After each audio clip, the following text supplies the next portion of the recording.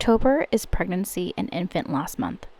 If you or someone you care about has lost a child to stillbirth, miscarriage, SIDS, or any other cause at any point during pregnancy or infancy, please join us in raising awareness. Trigger warning. In this episode, we discuss topics including needles, fetal demise, stillbirth, blood, birth, depression, postpartum depression, anxiety, and suicide.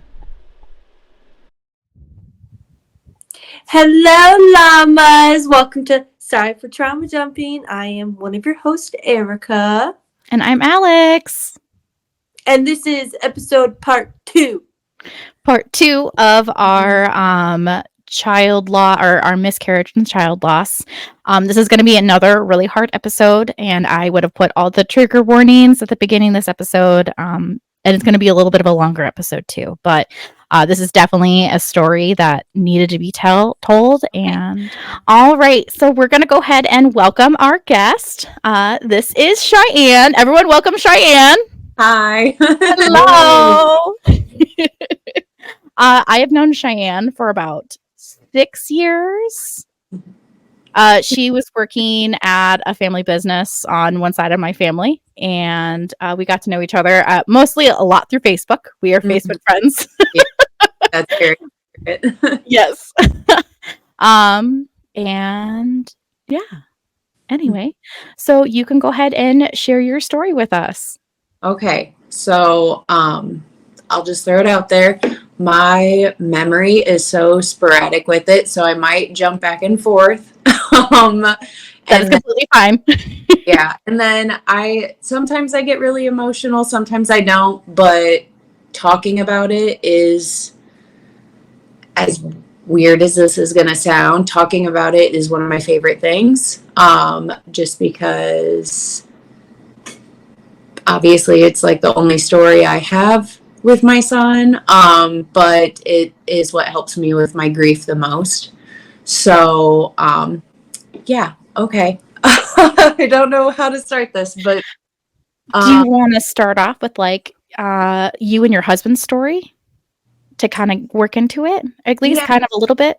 Yeah. So I guess background. My husband and I, actually this month it'll be 10 years since we met. We started training at the same job at the same time. We were in the same training class, and after a couple months, we just really bonded over music and sad songs and heartbreak. And next thing you know, we were calling into work and binge watching anime all day.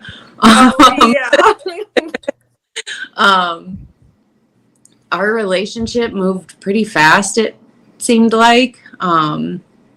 Within just a few months of us dating, I ended up buying a house, and he just moved in with me. And oh wow, yeah, oh yeah. I mean, months we were already living together and everything, and thankfully that's worked out since he's my best friend, and we're still here, still together. Which is kind of crazy. So we met in 2013. Started dating right at the beginning of 2014. We got engaged in 2015, and our wedding was in 2016. So, not right before the wedding, but our wedding was in October, and in July, right before, I found out that I was pregnant.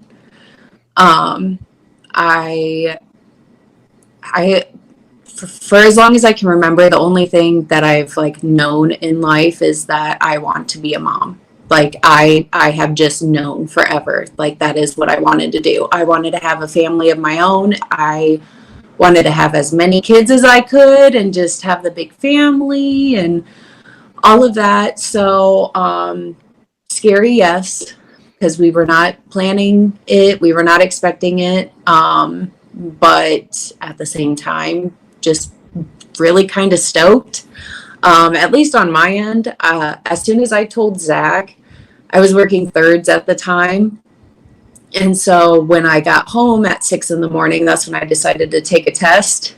And so at 6 a.m., I took a test and it was positive. So I woke Zach up and was like, hey, I'm pregnant, just so you know. And he's in bed and he's just like, that's scary. And just fell back asleep. He ended up going to work later that day and threw up. Like the nerves hit him and he just kind of panicked at work and was like, oh, I did not dream that. So fun times. Right. So anyways, I found out in July. After, gosh, I want to say maybe only a month or so, I started spotting pretty bad. So then, of course, me being full of anxiety and overthinking, I'm just kind of like, what is going on? Went to the doctor and they started me on progesterone shots. So I can't remember 100% what the situation was or what progesterone does specifically, but I think it was just that my placenta wasn't developing maybe as fast as it was supposed to, something like that. I think it had to do with the placenta or fluids or something. But anyways, I started on these progesterone shots and they ended up being something that I had to do through the whole pregnancy, which sucks because I hate shots. Like, I hate needles. Yes, I have tattoos and piercings, but shots I get it. I get it. Same. Yeah. I'm the same. Completely different. So, anyways, I mean, the bleeding let up. Like, other than that, everything was fine. So yeah, so we got married in October. I think I was only like three and a half months pregnant. My son Finn, his name is Finnick. He was due on St. Patrick's Day. So he is just my good luck charm. That's just how I've always referred to him, as just my good luck charm. So we got married in October, and in February is when everything kind of just all at once just hit. So I'm getting a little shaky. I haven't ate much today, so I'm sorry if I seem like antsy or shaky or anything. No, you're okay. So okay, it's February. I'm 7 months pregnant at this point, and we're going to bed. I have a different job at this point, so I'm able, like, finally to have like a normal schedule again. So Zach's already in bed, and I am trying to lay down, but every time I lay down, I can't breathe. And it's the weirdest sensation. I've never felt anything like it before. And I was just so tired. I just remember being so tired and frustrated that I just start like crying and just throwing the temper tantrum. I'm like, I just want to go to bed. I just want to sleep, but I can't lay down. And so, I mean, for like 15 minutes, like at least, it could have been longer. I don't really remember, but I'm like up and down. Like, I go to lay down. I can't catch my breath. I can't breathe. So I'm standing up. I'm like throwing a little hissy fit, like crying, like, I just want to sleep. I just want to sleep. And then I go try to lay down again. And it's just a back and forth. And finally Zach's like, okay, no, like, I'm not doing this. Like, and he didn't say it in like a negative way or anything, but he's like, obviously something is up. Like, if you cannot lay down or get comfortable, like, there's something going on. So we should just go get checked out real quick. So this is a Wednesday night that this started. So we go to the hospital, get checked in, and first thing they do is they like hook me up to the scans. They do an ultrasound, you know, fetal monitor, everything like that. And he's fine. I mean, he is having a freaking heyday, going off, kicking, like he was a mover and a groover, like always kicking my ass. Sorry. But like, I mean, like he'd made his presence known. And so he was fine. Strong heartbeat, no problem. So they were like, okay, well, if you're struggling to breathe, we don't normally do this, but we're going to do a CAT scan and we're just going to check things out and see what's going on. So they take me for the CAT scan, and afterwards they find out that my entire left lung and partial right were covered in blood clots, and then my legs were full of them. Oh my God. So yeah, a lot, like a lot of blood clots. Like I said, my full left lung, and then a good amount on my right. So they were like, oh, okay, like not expecting that. So because Finn was still doing okay and everything, they were like, we are just going to focus on you. We're going to try to get you back to as close as normal, or what is supposed to be normal, as we can. So they started me on a blood thinner, and it was heparin, which I think is like probably like the biggest one, like best known one, I guess. Mm-hmm.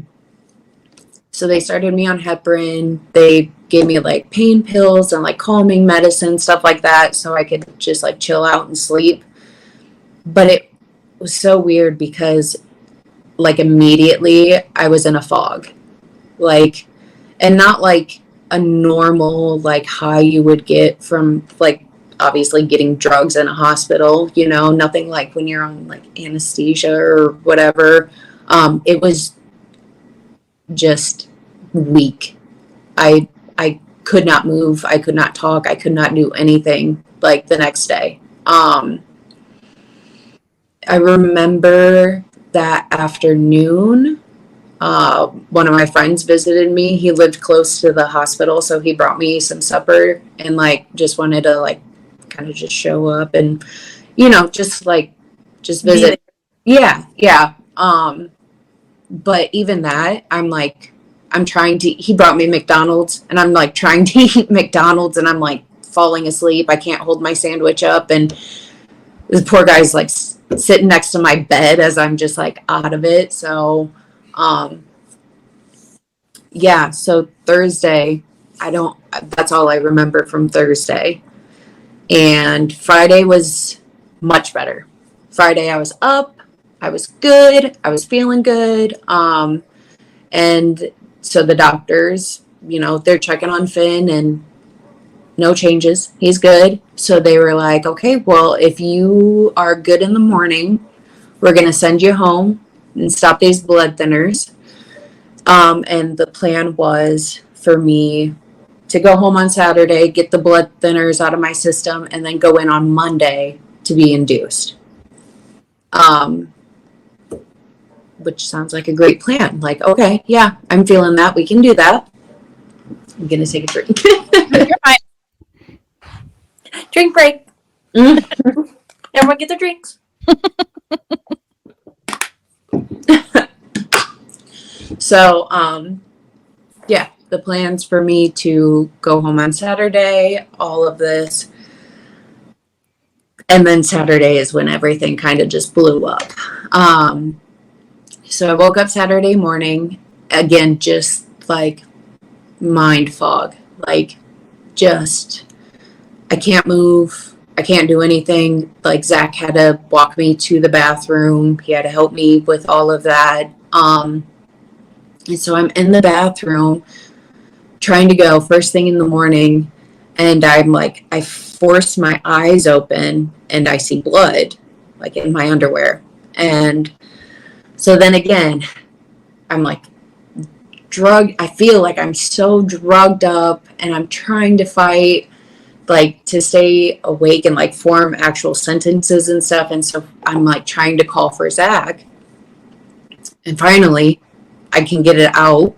And he comes in to check on me, and I'm like, there's blood. Like, I need help. There's blood. I don't know what's going on.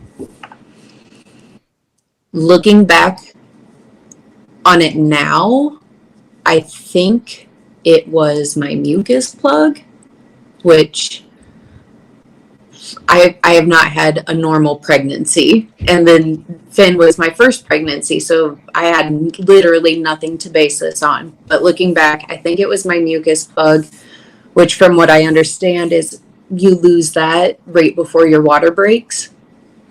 Or not immediately before, but the next step is your water breaking. Yeah. But all I see is blood. And so I'm like, okay, freaking out. We call my doctor and everything. And so he comes in, check on Finn. All is good. Okay. We don't need to worry about him. So let's see like what the next steps are for me.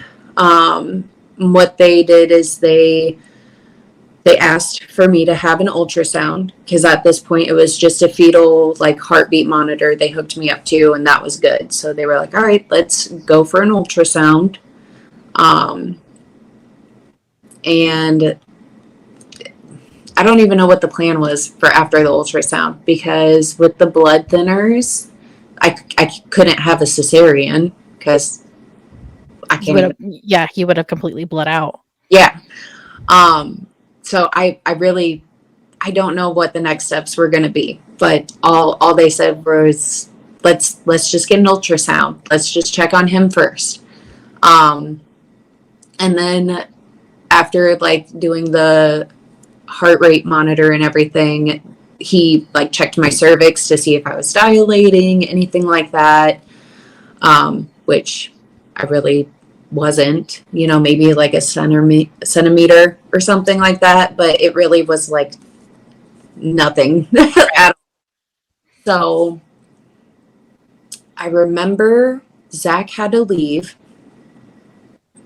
to go do taxes. Him and my dad went to go do taxes, or else he went by himself. No, Zach went by himself to go do taxes while I was in the hospital. My parents were with me.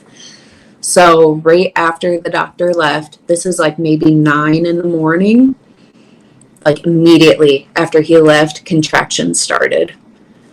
So that was an experience to try to walk around the hospital through these contractions, and my parents are trying to lead me around and everything, and we're still waiting for this ultrasound. And I think after a while, I just got really weak again and just had to get back in bed. And then finally, after hours, it was at least 1 when they came and got me for this ultrasound. So at least 4 hours had passed. They come and get me, and they wheel me down to the ultrasound room. And I'm like in and out of consciousness at this point. And I remember laying there, everything's set up, it looks normal. She's putting the like gel on, checking things out, and then I'm out of it, and then I'm back up, and I'm like kind of looking around, and I'm out of it, and then I come back, and I look at like the monitor or something. I think it was on her screen, but I like looked at it a little bit, and I just, as I like look at it, she just goes, and she just like turns it so it's only facing her, so I can't see anything. So I'm like, okay. Suspicious. Exactly. So I'm like, okay, that's probably not a great sign. And then I'm in and out of it again. And then next thing I know, my doctor is in the room, and he's just looking at me, and I can just see it. Like, I don't even know how to describe it, because obviously, like, he's my doctor. Like, there's some level of trust. Like, we know each other enough through this and this alone. But otherwise, like, there is no connection between us. But his face was just the most, like, heartbreaking thing to see. And so I come to, and I see him standing in the room with that look on his face. And I just like all I'm able to get out is, it's not good, is it? And he says, no, Shy, it's not. And so I said, okay. And then the next thing I said was, I can't tell them. Like, you have to tell them without me. Like, I can't be the one to tell them. And he said, okay, I can do that for you. So then I'm out of it again. And from what I've been told from like my family and everything is, he went out and I think Zach was back at this point. And so it's my parents and Zach, and he told them that Finn was gone. So within at least that like 4-hour time frame, I had lost Finn. Which, again, I have nothing to like base anything off of. So my contractions, like, they were contractions, obviously, but at the same time, I could feel Finn pushing himself to the left side, like as far as he could go. And it was probably like one of the most painful feelings, sensations I had that entire pregnancy, like up there with like me not being able to breathe and my chest hurting. Like, him going over there hurt so much. And he just like, which breaks my heart like to think about, but it felt like he just went into like the tightest fetal position that he could, and just like as tight as he could on that side, and he just stayed there. And so but like I think that he was like dying when that was happening. But anyway, so I like went out of it again, and I came back, and my little brother, who's 4 years younger than me, I was 22. Hold on.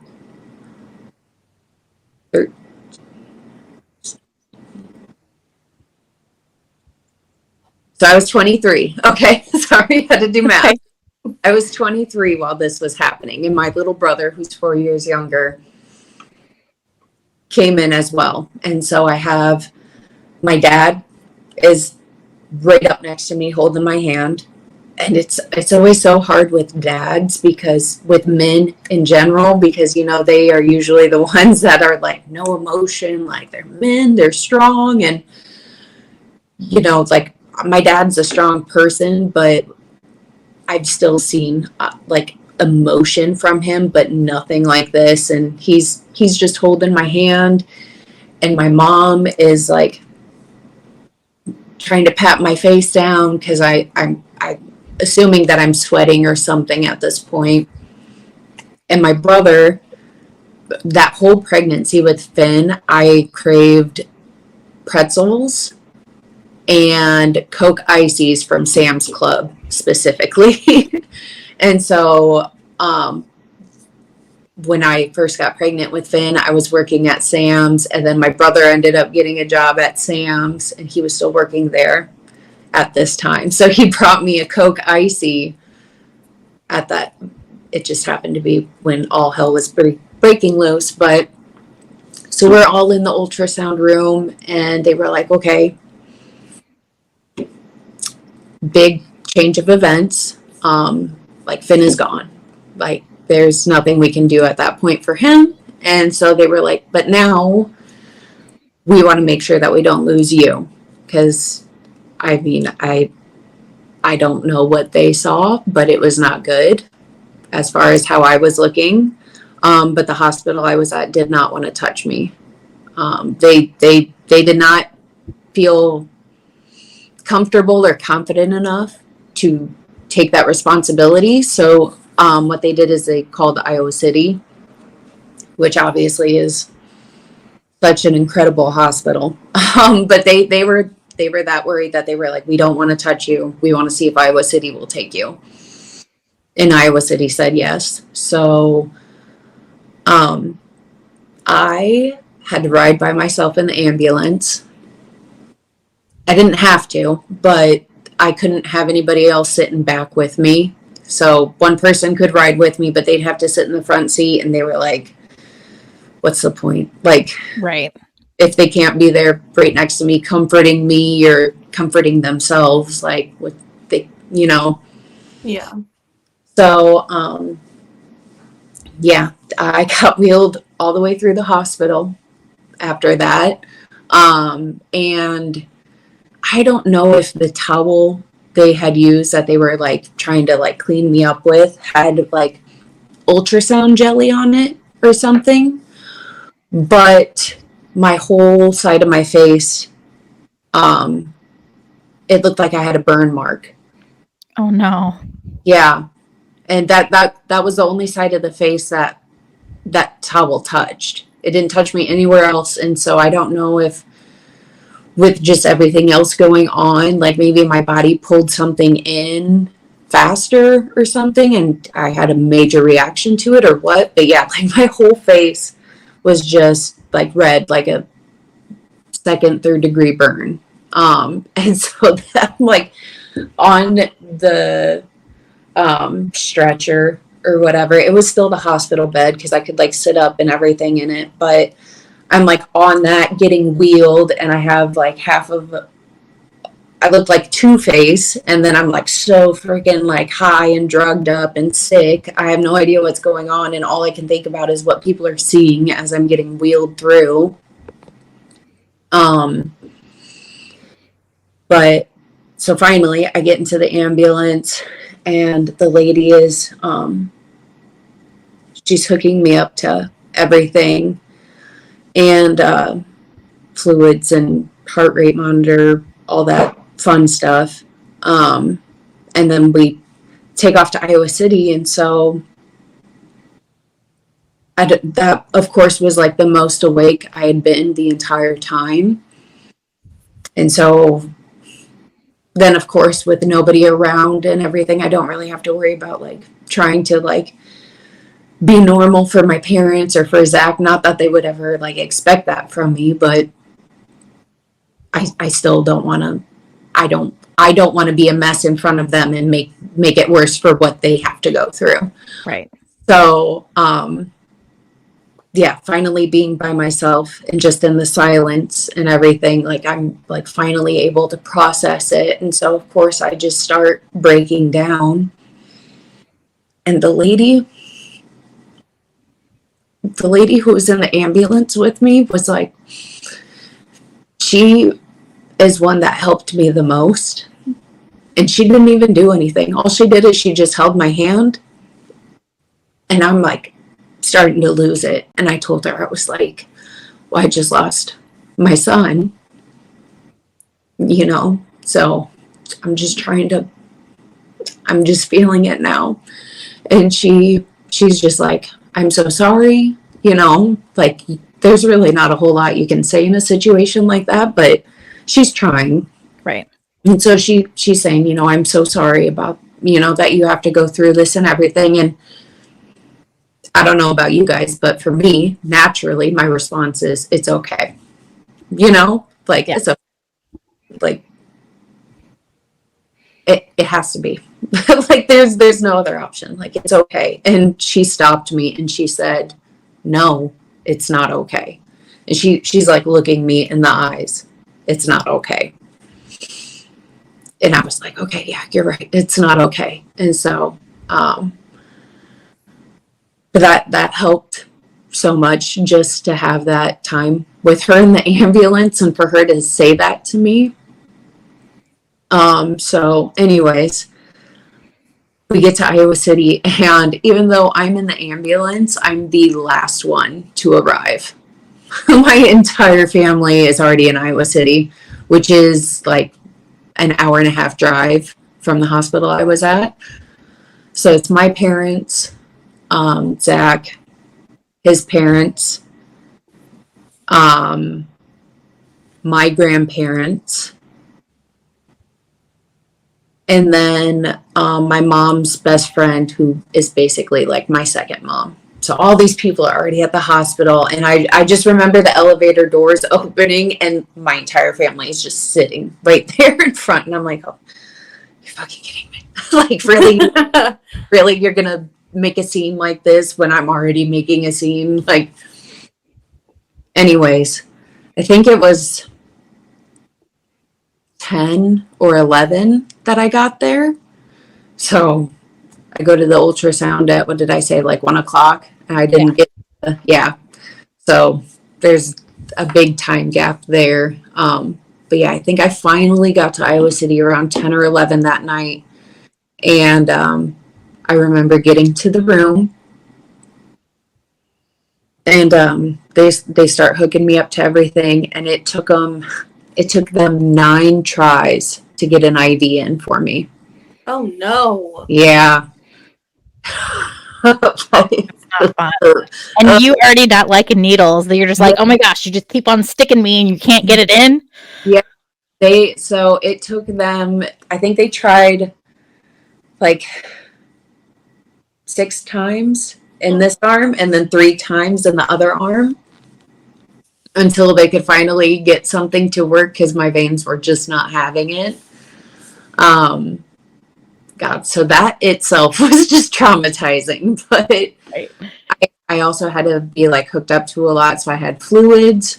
I was on a morphine drip, I think. I had morphine. I was hooked up to magnesium, which I've never heard about that before until I had to go through that. So that was fun. And then, whatever else they hook you up to. So I just was full of cords and needles and high as hell and a burn on half my face and everything. After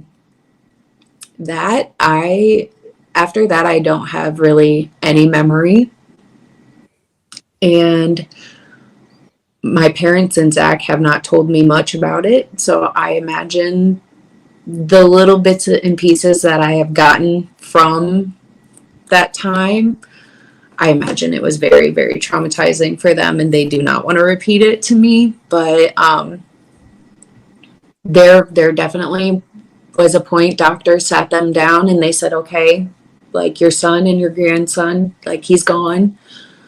But unfortunately, you also have to put a plan together for her because we can't guarantee that she will survive this. And so here is Zach, who's only been married to me for 3 months. And he has now lost his son and might lose his wife. So yeah, I remember coming to a couple of times and just talking nonsense. My mom made a comment that I was talking about lions at the zoo. Lions or tigers, probably both. But Got bears. I did what? No bears. No bears. Lions and tigers and bears. Yeah, bears were involved, but for some reason I went straight to lions. But I was talking about them, and I think it like started off as something like funny, like my stupid like sense of humor, but then it just went super dark, and I said something very depressing. I have no idea what I said. My mom never finished that story. But I remember they broke my water for me. I don't think my water broke on its own. So they broke my water, and then it was trying to have me deliver Finn. Because again, I couldn't have a C-section or anything, all these blood thinners and everything. So I had to do it. Granted, I had a lot of medication and everything, but I had to do it with no medication at the same time. So no epidural or anything like that. But thankfully I was so sick and high that the pain didn't, I knew I was in pain, but it wasn't registering enough to where, like, thinking back on it now, I'm like, oh, I remember exactly how that feels or how it felt.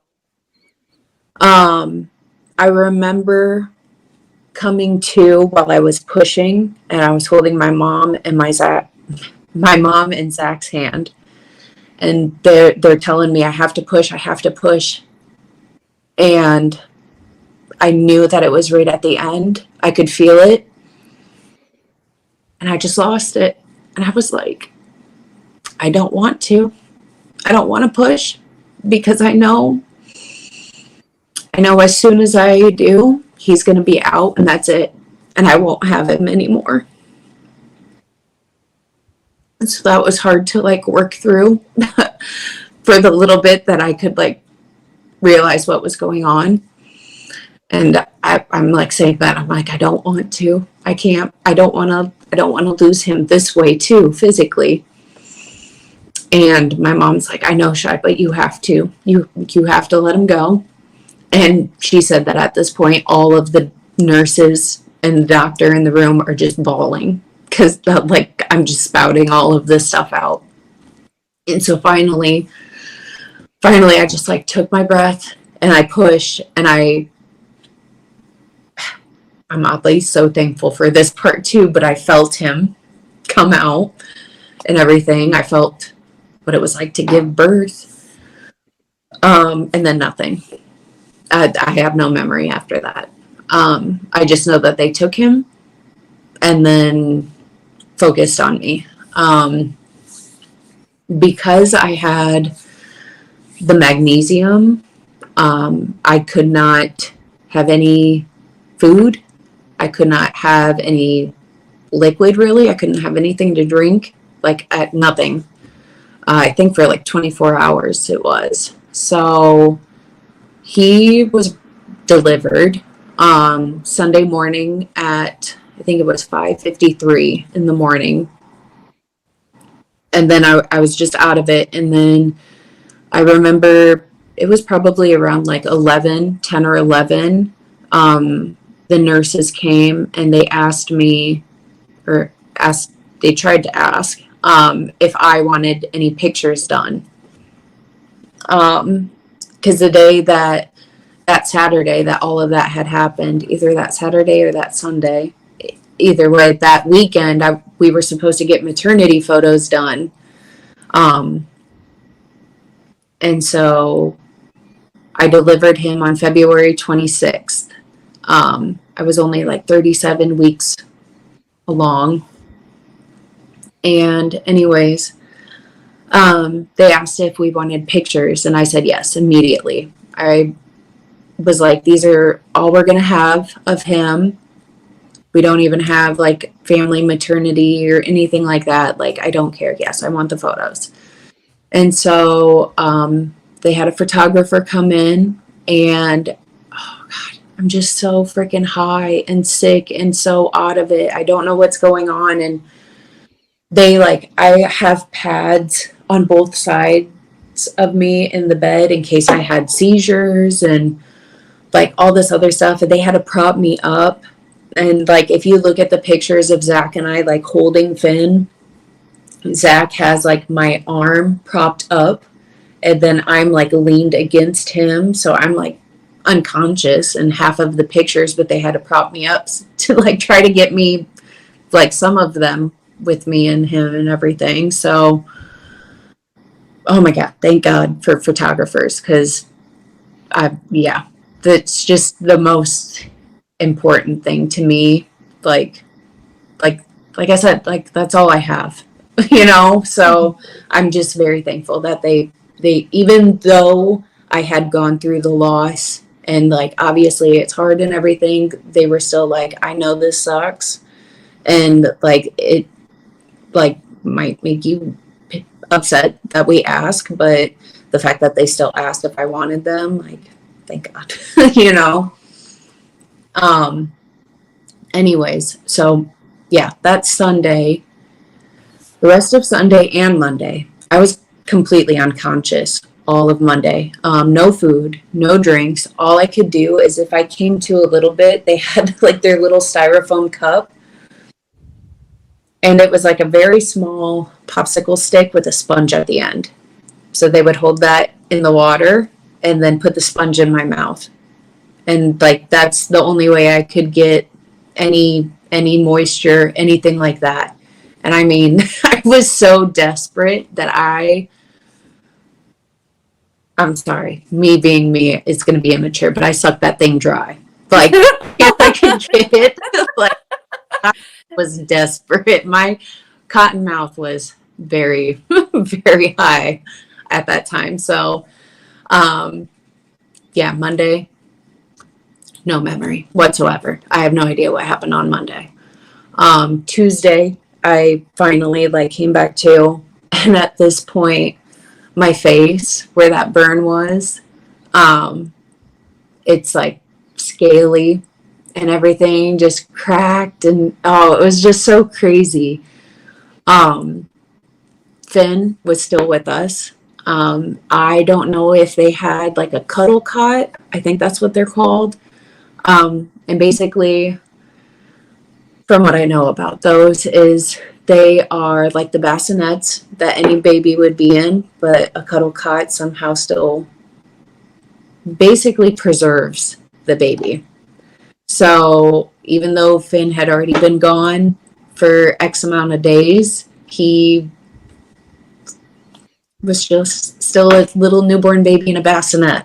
Like you could see in his lip, it started to turn purple, and like his skin was like losing its color, and he had like a sore on his elbow.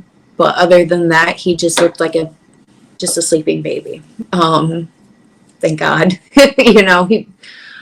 Um, but so Tuesday, when I finally like started coming back to and everything, I could finally like hold him and just have him. And he just stayed on my chest all day. Like I couldn't move or anything. So I would just lay back in the bed, and he's all swaddled up, and he's just like, just like laid right in my chest. And I just stayed like that. Neither one of us moved. But then the doctors started coming in to try to explain what they could find out. And they said that, like, I don't know exactly like how much truth is behind it, but they said that I was like a really rare case, that they hadn't seen it in their hospital, or at least that doctor had never seen it before. And it was just something that most of them only knew about through like their books, like schooling, stuff like that. So I had multiple things. So I had HELP syndrome, which tied in with preeclampsia. This word is really hard for me to say. Hold on. It's thrombopectinemia, I think, something like that. I have it up on my phone. I just don't want to go to the web browser and mess up anything. Nope, I've you're never fine. heard of that word, so you're saying it right to me. So yeah, I was having that kind of reaction, and basically that reaction just means very, very low platelets. I think I think that's how you pronounce it. But yeah, my platelets were incredibly low, and that's why they thought that they were going to lose me, is because my body was shutting down. As far as like the clotting and everything else that led to it, I have antiphospholipid syndrome, which is a disorder. I think that one is where my blood just doesn't clot the way it's supposed to. I think that it like overclots. I think that's where that came from. But then they also found that I have SSA and SSB antibodies, which is tied with lupus. So then that's, in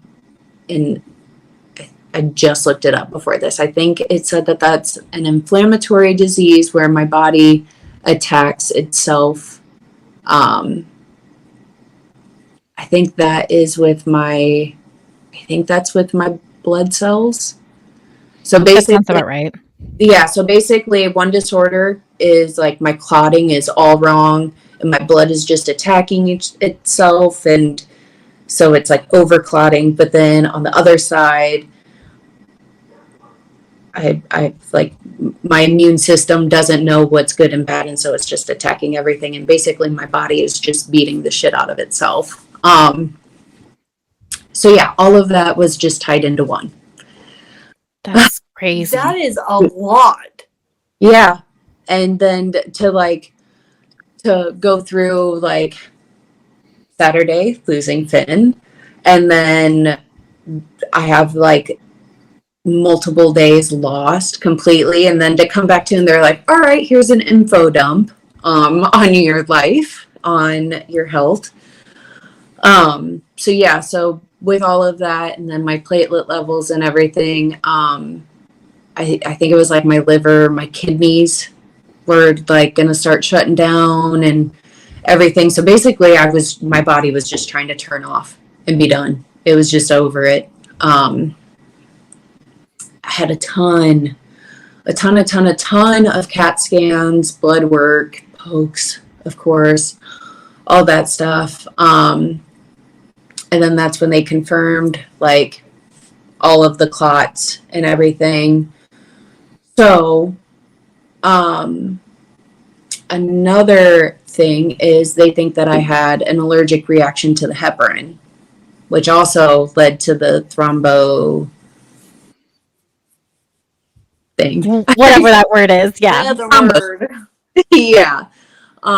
So yeah, allergic reaction to the heparin. First blood thinner I've ever had, only on it for a couple of days, and then again my body is just not having it.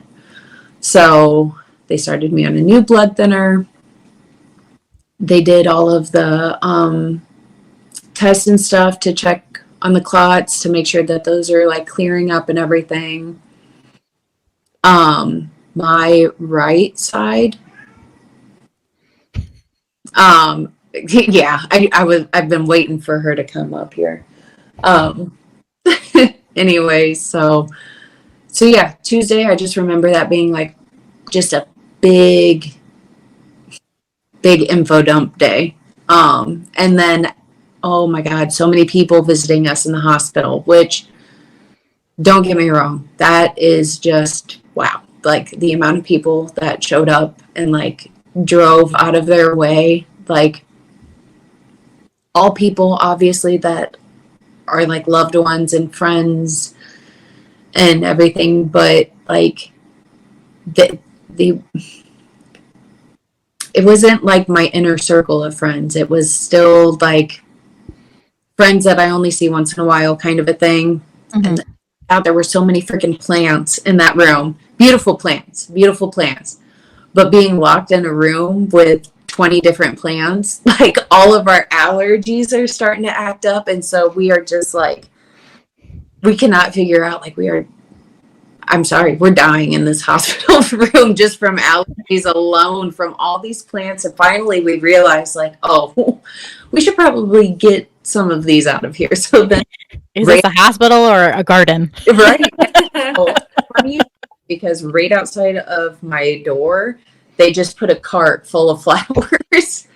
So there's like a ton of flowers and plants just sitting outside my room. But like we had no way to like get them home quite yet. And we didn't want them in the room with me. So, which was another awesome thing about Iowa City. I was still like in the same area that new moms and babies were, but they put me in a whole wing by myself. So I had nobody in the surrounding rooms, just in case, hearing a baby or all of that stuff. They kept me there, but still removed me as much as possible. So I thought that was really nice of them. Wednesday, oh my God, so many more doctors coming through and info dump and tests and all of that. But they did say Wednesday, like, if your levels are okay, like, then you're going to be good to go home tomorrow on Thursday. So Wednesday night, we were able to have Finn with us that whole time. And Wednesday night, we like had our final goodbye with him.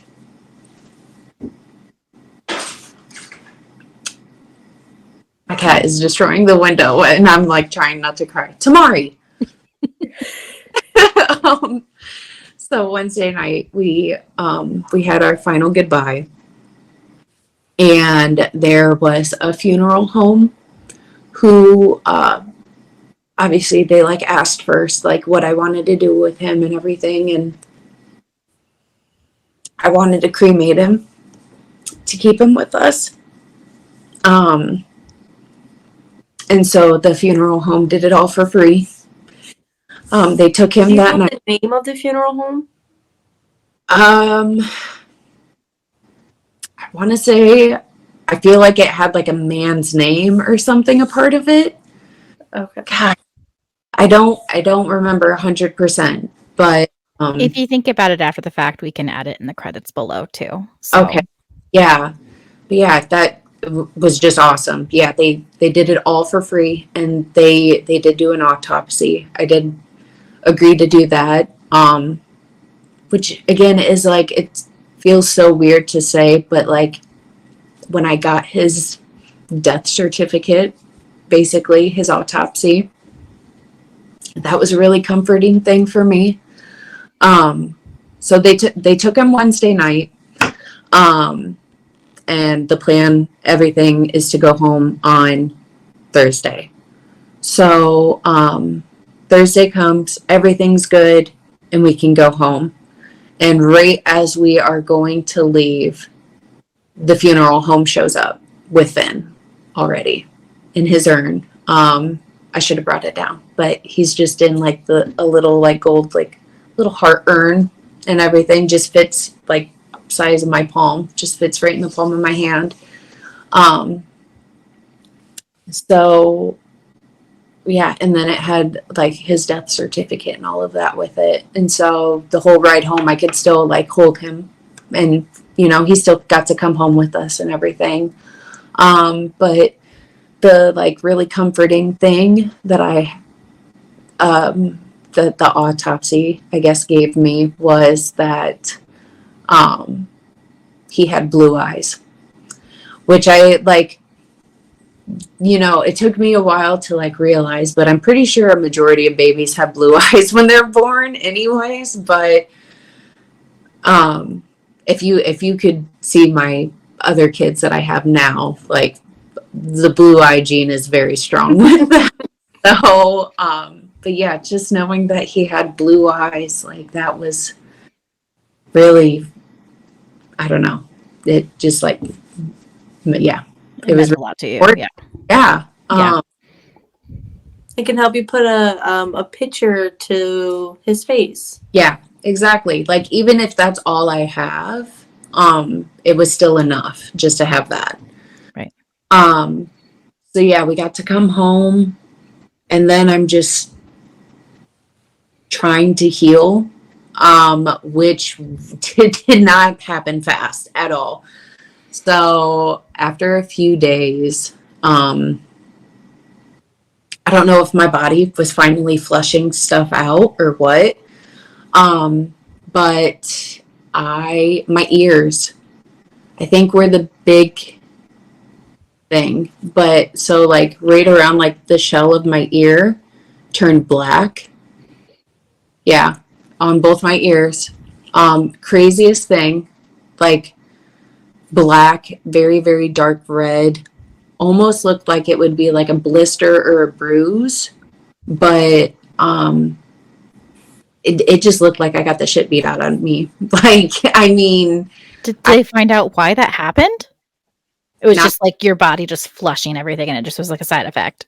that's my guess. I didn't get any other answers for it or anything. I feel like there was another part of me that was kind of doing the same thing, but I only really remember. No, I did have a few marks on my arms that looked like black bruises, but my ears, it was just so weird because it took up almost my whole ear. And then it finally just like, it's gross, but after like days, week or two, like that skin just like peeled off, like kind of like a scab would. Right. So a few days go by, and then all of a sudden I can't breathe again. And I'm struggling to breathe, and my ribs hurt so bad, just like right in this area. Just one of the worst pains. It was like top tier for the whole situation and everything.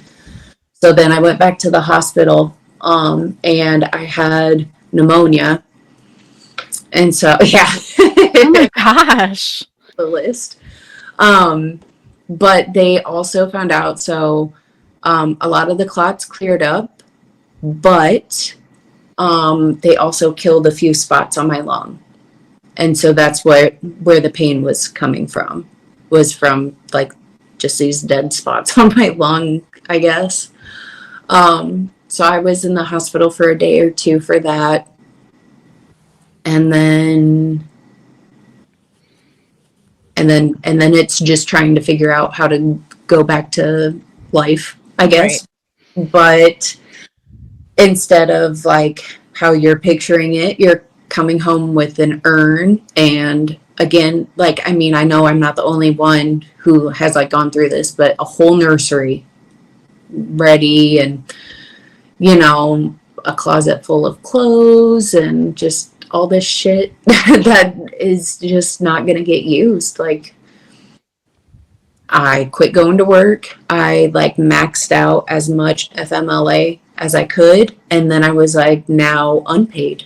Like, I'm not, and then I just never went back anyways. So I didn't go back to work until July. So this had been, okay, I had him in February, March, April, May, June. So 4 months had gone by. And in July, I started working for Charlie's Angels, Alex, you know. So that they were local photographers that would go to the hospitals and do birth photography. Not like birth photography, but newborn photography in the hospitals. Which is a weird thing for me to jump on right away. But I went to school for photography and everything, and for whatever reason, I was just like, I can do that. Like, I want to do that. And so I mainly worked at the hospital that I like was admitted to in the beginning and everything, and it was okay. Like, was that a little, like almost slightly like healing for you? Oh yeah.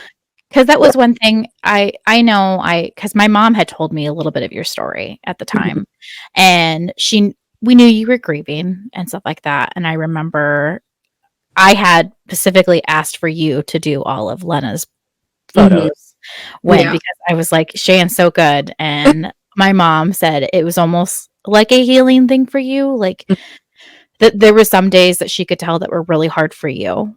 Because she was with you all the time. I just had saw you on Facebook and like whenever I came in for Lena's photos. Yeah. So, but I always thought personally, I was like, that would have to be really, really hard. And I know you are amazing, and you are very vocal about your mental health, and you have put it all out there. You have, you know, made yourself really vocal about your struggles and your mental health and stuff like that. So I know you have went through so much, and it's really eye-opening to find someone who's willing to talk about the nitty-gritty. It was like, you know, I've gone through this and this is how I'm healing, and, you know, or this is what I'm struggling with. And I just remember reading all of your posts and I was like, oh, I feel for you. Like, I am such an awkward person, and I don't definitely want to make this about me, but I know for me, I know I talked about it in our last episode. If I don't know what to say, I kind of just sit back and watch, because I was like, I don't want to say something that would be offensive. Right. I would hate to say something that would be very triggering. So I know a lot of it. I mean, I would sit there and I was like, I feel for you, but at the same time, I was like, I don't know what I could put into words. Right. You know what I mean? Oh yeah. So with that, is there anything, you know, that brought you comfort when people would like reach out to you? Like, is there anything, even now, like anything that is comforting that you're like, yeah, you can like totally say this, or like, you know, I know I'm kind of like rambling because I was like, I don't know what to say. Right. That's fine. So that is like the hard thing, is that it's different for everyone. Like, grieving is different for everyone. Comforting is different for everyone. And so for me, talking about Finn and just, I think that because my memory is so shot, like, I make jokes that I was so sick in the hospital, I think it killed some of my brain cells because there are a lot of things I don't remember. And that's not even like including the hospital. Like, I don't remember a majority of my engagement with Zach leading up to the wedding or anything like that. Like, I feel like there is a solid year where I'm like, I don't remember any of this happening. I like find pictures and I'm like, I don't remember dyeing my whole head purple at that time, but there it was for like 6 months. Like, majority of my pictures, I have long purple hair and I'm like, I don't remember that. And it was such a like long time and it's gone for me. So that's the other thing is I have very dark humor. I think the best of us who deal with any sort of trauma have really dark Mhm. humor. I know I have super dark humor, and then I'll say stuff, and I was like, "Wow, I shouldn't say this. It Yeah. could be really offensive to someone." Yeah. Like, it is 100% one of those situations where it's like, if you don't make a joke about it, and not it specifically, but if you don't make a joke, if you don't laugh about it, you're going to cry about it. Saying that though, crying is okay. Like, like, and so the biggest thing that has like helped me is being able to talk about it, because my time with Finn was so limited. I mean, yes, I had the pregnancy and everything, but pregnancy versus having your child is two totally different things. And even when I had him and I was able to hold him and have those memories and like the pictures with him and everything, that is still completely different. And so I wanted to be a mom so bad. I would give literally anything to be a mom and to get right up there, Mhm. that close, and just have it be like, no, no, no, not for you. None of it felt real. Like, losing him and everything felt real, but the fact that I even had him to start with didn't feel real. So talking about him and everything, I feel like the main thing that did for me was like help me remember that he is real. He is my son. I don't have 2 children. I have 3 kids. I'm a mom of 3. There's just 2 of them here. And so, which that is really hard, because if somebody asks me how many kids I have, I say I'm a mom of 3. I have 3. And they're like, oh, what are their names? How old are they? Like, I'll tell you: Finnick, Olivier, Felix. My daughter is 4. My son is 3. My oldest is not with us anymore. Like, anytime somebody asks me about my kids, that is my response. I am not trying to make anybody else uncomfortable. I know for somebody to just throw that at you, you're kind of like, oh God, I'm so sorry that I even asked. Like, because then you're like, did I just trigger something? Like, did I overstep? And then that's when I'm like, no, it's okay. Of course, my go-to, it's okay. And then it's like, well, it's not okay. But he existed. He's real. Like, Right. It's something that happened that you just have to cope with and live your life. You just won't ever forget the experience that you had with him, mm-hmm. or the memories or lack of memories because you were out of it. But yeah. Yeah. I don't know if I'm going there. No, but so, like, with a situation like this, like, it's not only me who all of a sudden is like feeling all of these things and thinking all of these different things. Like obviously you guys are as well, but then to try to put all of that into words to communicate to somebody else, that is so hard to do. Right.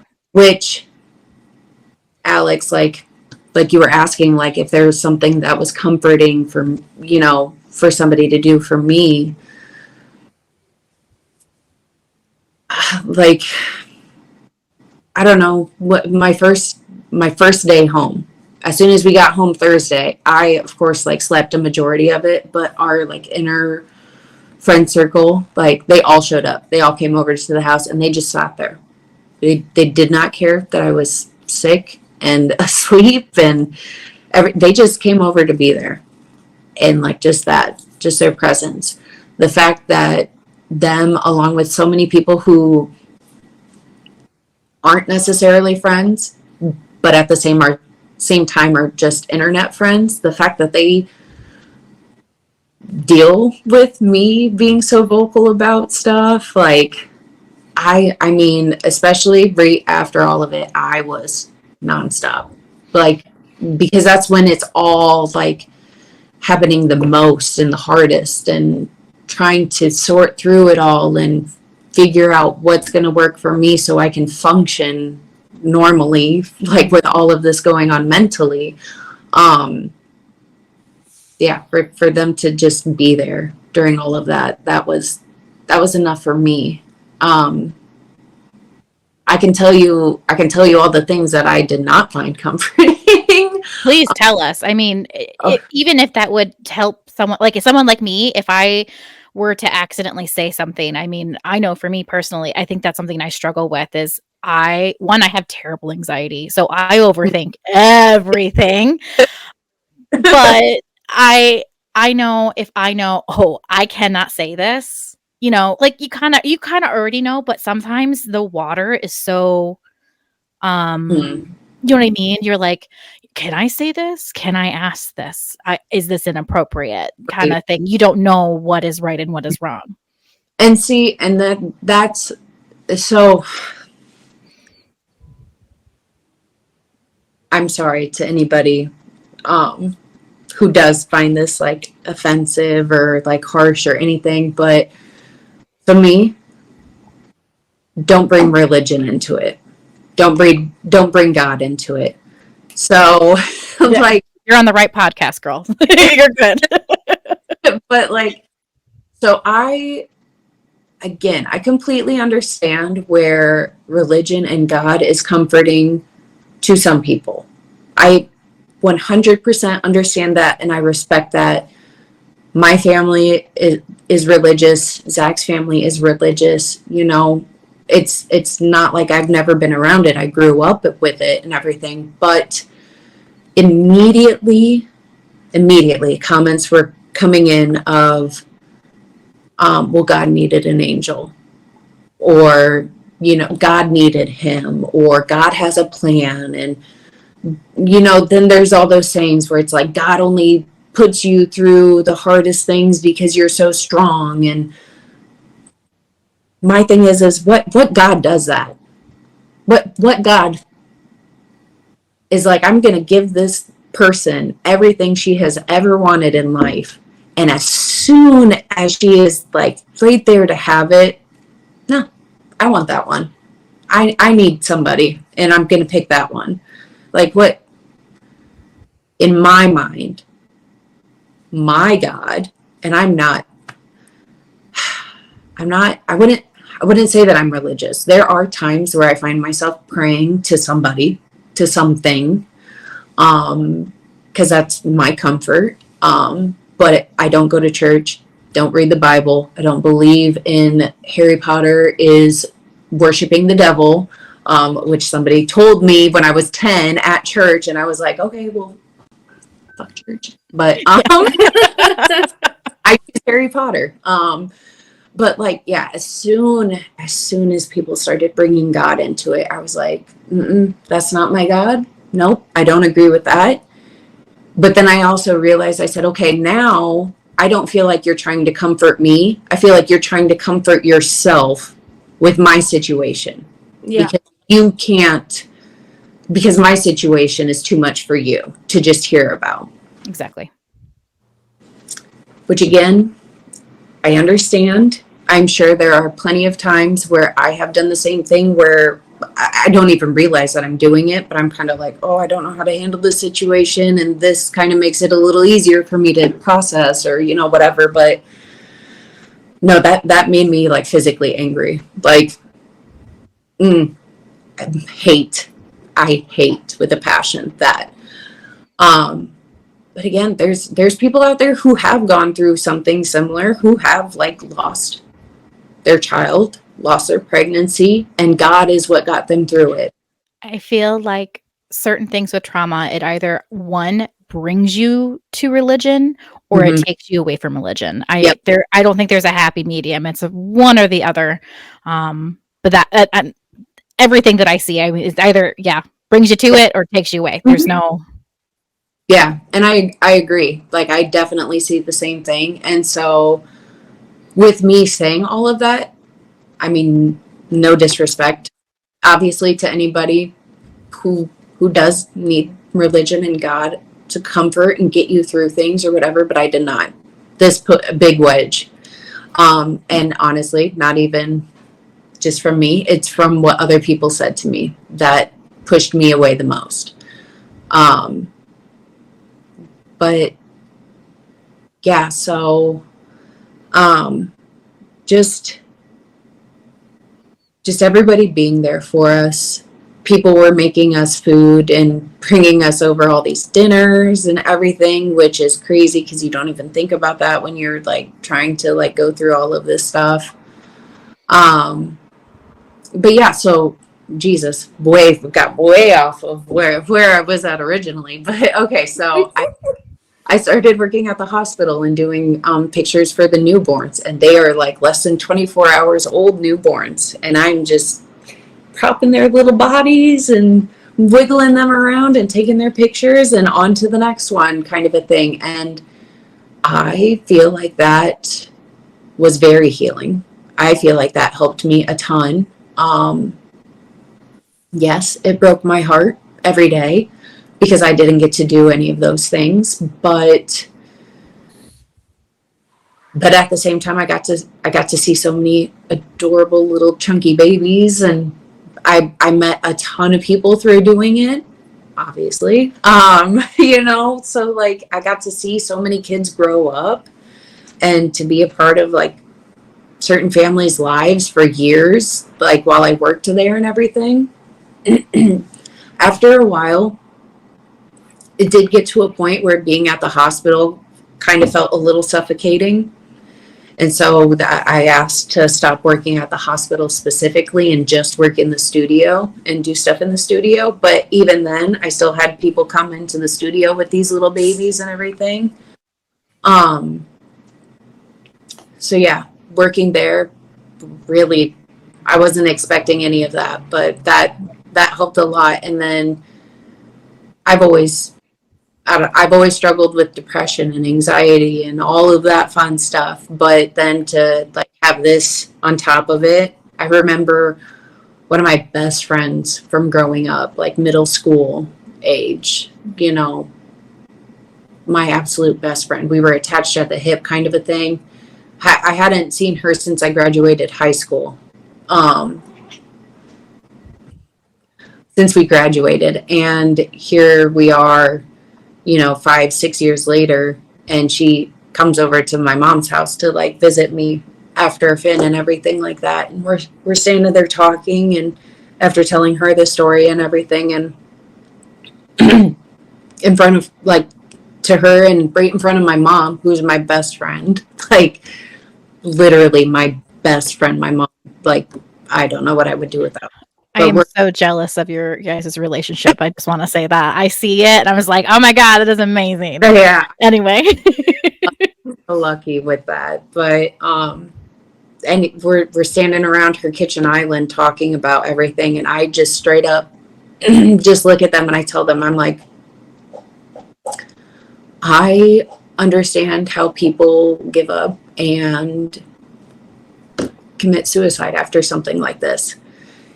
like suicidal ideation is, again, add that to my list of things I struggle with, have since I was like 11, 12.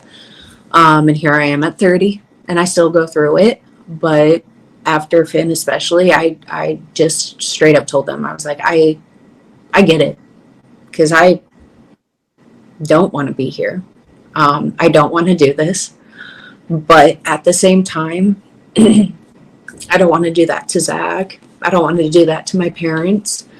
I can't imagine actually like following through with it, but it's still the what if, or, like if there's a way for me to be with him kind of a thing.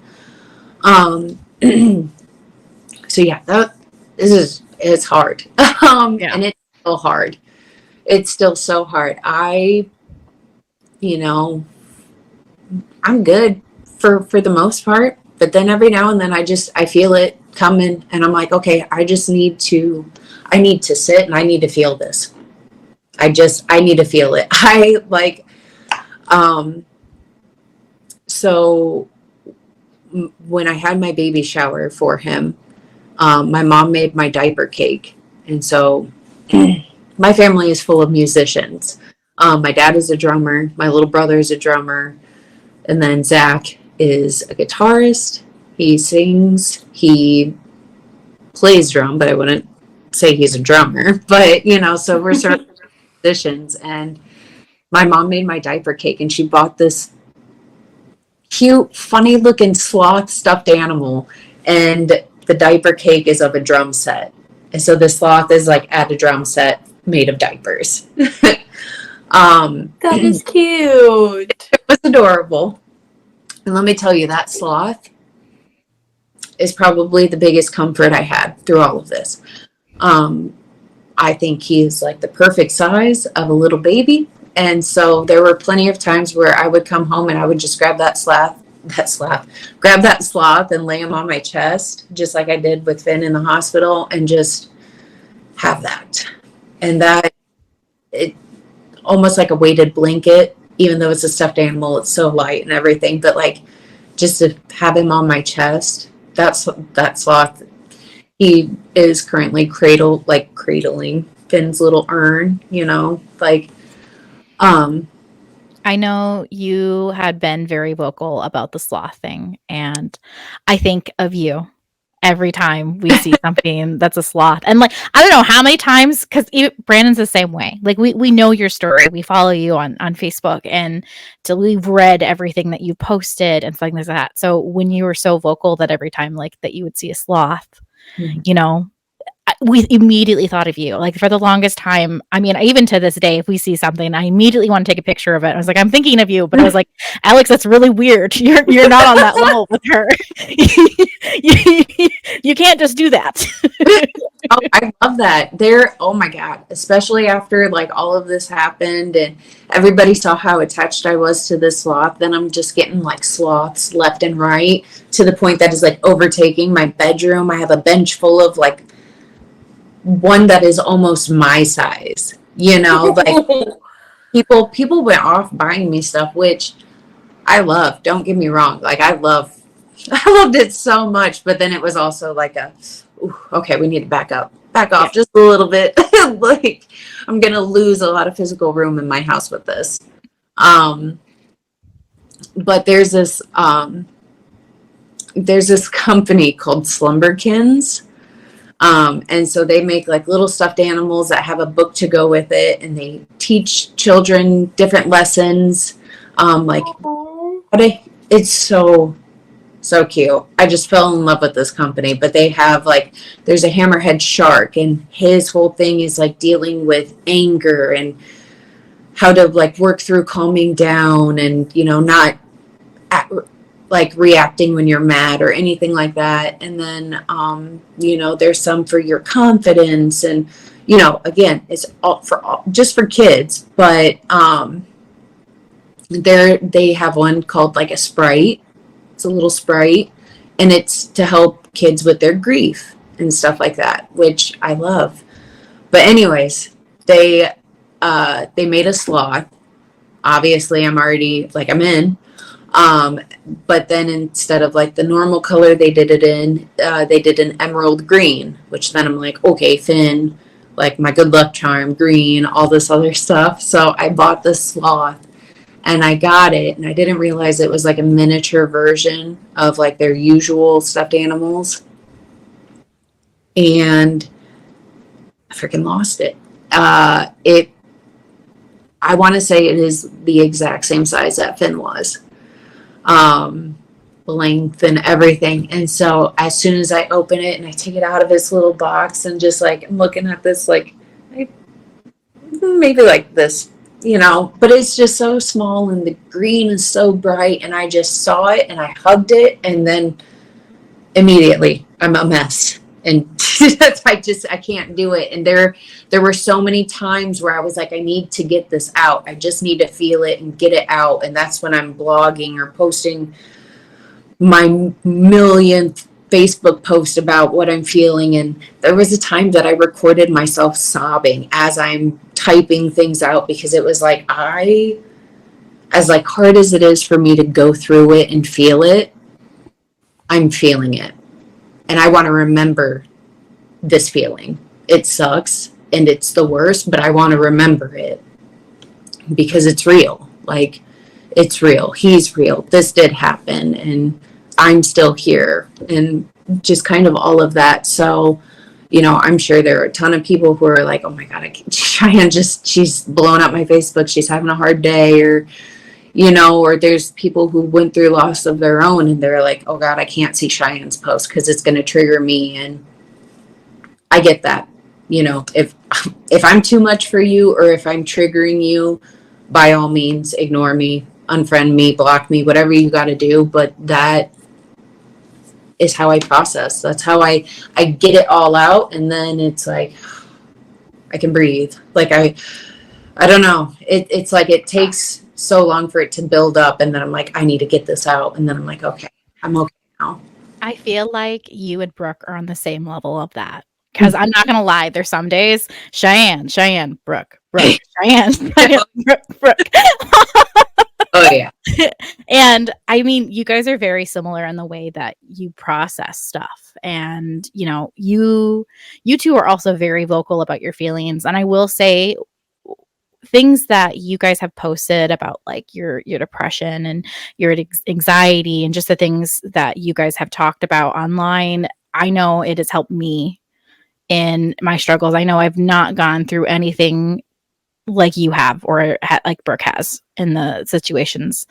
But just reading that and knowing that like you're getting through it and this is how you're processing, the help you're getting, anything like that, I know that has helped me and brought comfort in my day, knowing that like if she can do it, I know I can get through this. And if she's getting help with doing this, maybe I need to look into something like this too. And I absolutely love being your friend in that sense. I was like, oh, like I do look forward to your post, and I like seeing you. You're so vocal about it, and I think that's just so amazing. I am so self-conscious about what will people think, and I feel like I'm terrible at words. I'm terrible, and I feel like this has been like the podcast has been like my personal outlet to like let things out that have been building up for years, and I have not been able to express that, but I cannot.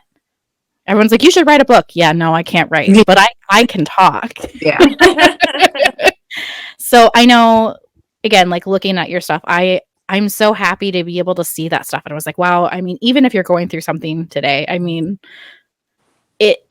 I know it's nice that you are so vocal, and it is changing people to see and hear your story. And you are seen. I hear you. I see you. Even if there are a bunch of people who don't, I mean, I'm here. I'm with you. Mm-hmm. And that helps a lot too. Like I said, just like people, I don't want to say people putting up with me, but at the same time putting up with me. And then for you to say that, there's also been, a couple of other people who say that like me being that way helps them. And there are people who have reached out where it's like, you have no idea. just no idea that they are like struggling or anything like that. And they're like, no, like your post even helped me. And so that's been like rewarding, I guess, in a way, because then I feel like I'm helping other people, even if it's something totally not even related. Hold on, my brain stopped. Nope, you're fine. um I don't remember what I was going to say, but yeah, so just getting it out, that just helps me. What I was going to say is I've never ever like I love to complain. I am that person where I love to complain. I need to complain to feel better about the situation. I need to get that toxic out, and then I'm good. Which I know me complaining is just me putting the toxic out there for everyone else, but it just makes me feel better to just complain for a minute, and then I'm good. But Real quick, what are your top 3 for astrology? Do you know? so Cancer Sun, Sagittarius Moon, Aries Rising. Yeah, that makes total sense to me. Total sense. Because I know you post Cancer stuff, but I was like, I can't remember what you post about the other stuff. But yes, no, that makes total sense to me. Like all of it. You make sense. I love that. I don't know astrology a whole lot, but I'm like slowly learning a bit more, and it is funny to see the things where I'm like, oh, that's painfully accurate. Yeah, that makes sense. That's me. But before Finn, no, I don't want to inconvenience somebody with my thoughts and feelings. Like I need to deal with this myself, or not deal with it at all, which doesn't help. But after Finn, I was like, I can't be quiet about it. I can't be quiet about him. Like that is my son. That is my firstborn. That's my first baby. I feel like if I'm quiet about anything in regards to him, then I'm trying to hide him. And then that is bringing forward the was it even real kind of a thing, And so, like I said, I might not have been like as nice about it at first, but it's what works for me. And it was your own personal trauma. Like you didn't have to be nice. Yeah. Like, you were grieving and doing everything your own way. There is no right and wrong with it. And yeah. Sorry. Word vomit. Yeah, but it's true. And it took me a while to like finally come to that conclusion where I'm like, no, I'm not, this is not for anyone else. This is for me and me alone. And God, that just helped so much. And then when I started becoming vocal about it and being vocal about like doing newborn photography and stuff like that too, and people like talking to me about stuff and like like you're helping me, or it's I'm so sorry that you even have to be in this situation to begin with, but God, you're doing so well, Shy, and as well as you can, and to get like the little rewarding things, to feel like I'm still helping people like in some sense. That's what made me want to do like Finnick's funds. So sorry, frog in my throat. Nope, you're fine. So I don't know. My mom is a crafter.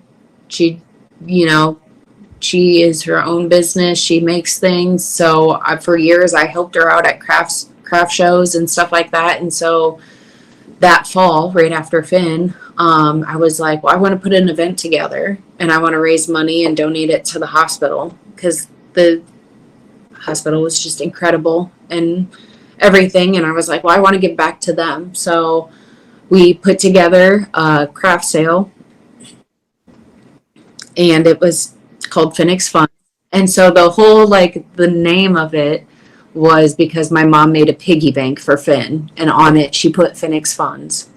So I was like, well, okay, well then I'll keep that. Like, just little things like that. And so anyways, we put together this like craft and vendor sale, and we did a raffle, silent auction kind of a thing, and we raised money and we donated it to the children's hospital. And that just, oh my God, I've never felt so accomplished before in my life, to like be able to do something like that and to help raise money and donate it for something like that. It just like that, being able to put all of my focus into that, that was another thing that was like incredibly healing for me.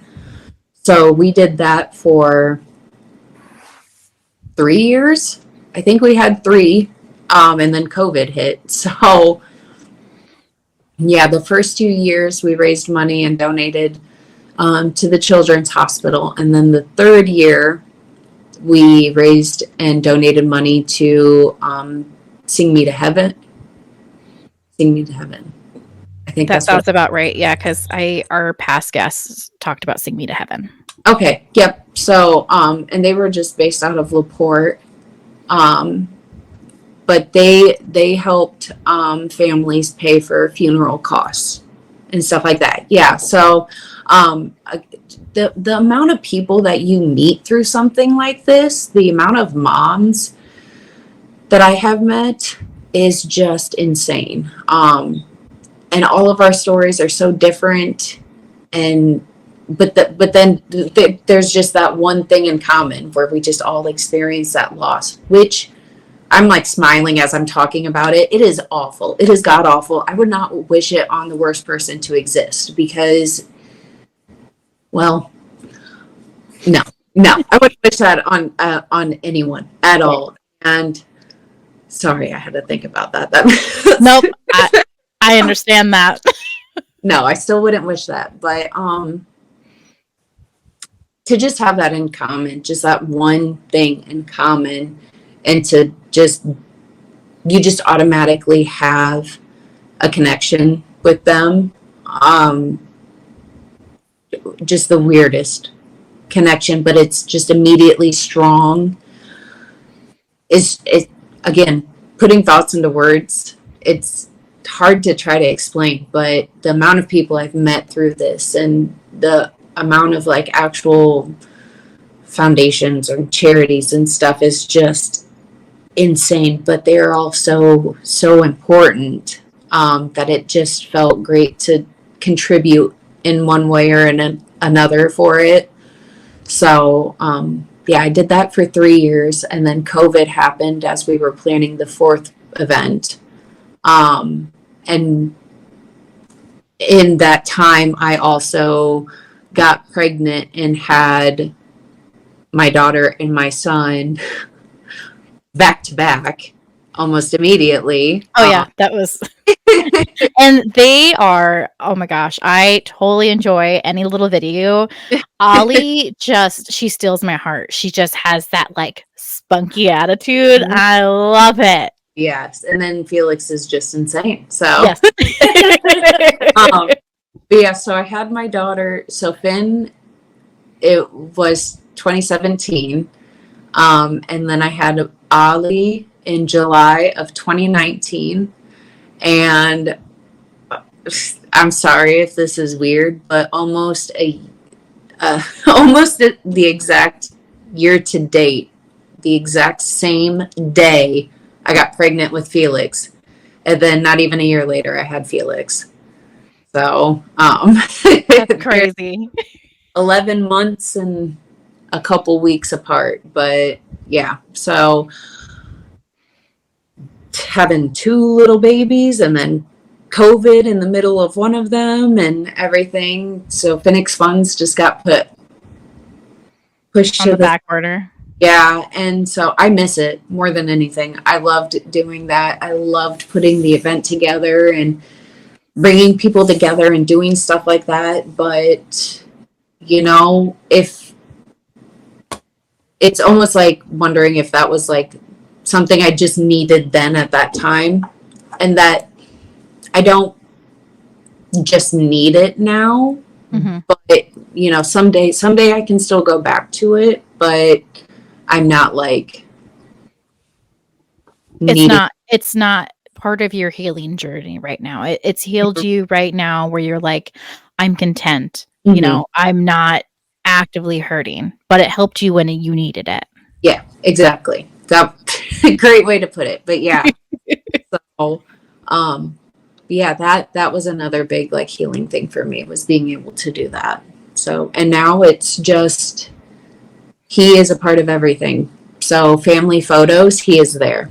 Ollie and Felix get their pictures taken together, and I have them hold, and they know, they're like, I want to hold Big Brother Finn, Big Brother Finn, you know. And there's this place based out of Oregon or Washington, and what they do is they interview families, and they have somebody write the entire story, and then they have artists who will go and read that story and create an art piece based on it. And a mom that I met through going to a grief group here in town, she knows another mom of grief who is in the area, who is a writer for this place, because it's all over the country. And so she mentioned she was having an interview and everything. So I applied, because of course I want to talk about Finn, like anything that I can do to talk about Finn, and then to just like have an artist and stuff with it. Like, that sounds amazing. Yeah. So you sit down, you do this interview, it's not even really an interview. It's kind of like this with you guys, where I'm just kind of telling you my story. And she forms it into a story of her own that the artists get. They look at it and they do that, and they create an art piece based on your story. And then they have a huge art gallery where people go in and they look at the entire gallery. They can read your story, and they do this like remembrance ceremony and everything like that. And then afterwards, they mail all of the artwork to the families. That sounds amazing. That's so sweet. Incredible. And so the piece of work that we got for Finn is, oh my God, it's just insane. It's so beautiful, so incredible. But it is also the only thing we have hanging up in our house right now. We moved back in December, and it is the only thing up on the wall. But the kids will look at it every now and then, and they go, Big Brother Finn, but that's my Big Brother Finn. Big Brother Finn is here. And, you know, every year we celebrate his birthday. We go out to eat. Do you still decorate his tree for Christmas? We did last year, but I think last year might have been the last year. It is a big tree. It is a big tree. Zach's grandparents planted a tree in their backyard for Finn. With a month or two after we lost him. And in December, we moved into what was their house. So now Finn's tree is in my backyard. So yeah, but it's a big tree now, and it just keeps getting bigger and bigger. So I don't know if we'll totally decorate it. We might just like keep it like on the bottom layer of the tree. Every year we would have family go pick out a new ornament, and we would pick a day. It was always the Sunday after Thanksgiving. We would go out to the tree and decorate it for him, and everybody would take a picture in front of the tree holding his urn and everything like that. So yeah, we'll probably keep doing that, at least like the picture with the tree and his urn and everything, but we'll see about the decorating part. Yeah. All those ornaments, they pile up quick. So oh yeah, I bet. Alrighty. Well, thank you so much for sharing your story. I would be lying if I didn't say it wasn't a bit of a roller coaster. Mm-hmm. I think all of us were getting emotional at some time. I know even myself, I was like, don't cry, don't cry, don't cry. Yeah, I was getting teary-eyed. Are there any places that you want to shout out that would be like that you really helped that we want to like recognize? I think I'm definitely going to shout out the Iowa City, because I know both of our guests had experiences there, and then I know Sing Me to Heaven was another one. Is there anything else that that really helped you? Or it doesn't even have to be that, it could just be a support group or anything like that that really helped you. So I went to one support group, and that's where I met a handful of the moms that I'm friends with now. And one of them actually started her own because I think with COVID and everything, they all kind of fizzled out. So she just started up a new support grief group. And I think they meet at Mercy One. So they have a support group that'll meet there. The woman who did my interview for the artwork thing and everything, she actually has Knox blocks. Oh, okay. Yes, I've heard of that. Yeah. So Knox blocks is one, which is incredible.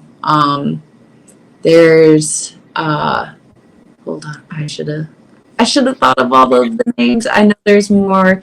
It's okay. If you think of anything, like I said, I can include everything in the Dropbox below on this video so everyone can see all the different organizations and things like that.